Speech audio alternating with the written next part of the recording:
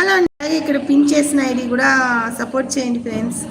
Thanks సౌజన్య అంటున్నారు మన రాజశేఖర్ పలిగిర్. రాజశేఖర్ గారు హాయ్ అండి, నమస్తే, వెల్కమ్ లైవ్. బాగున్నారా? మీకు నా తరపున నుంచి పుట్టినరోజు శుభాకాంక్షలు.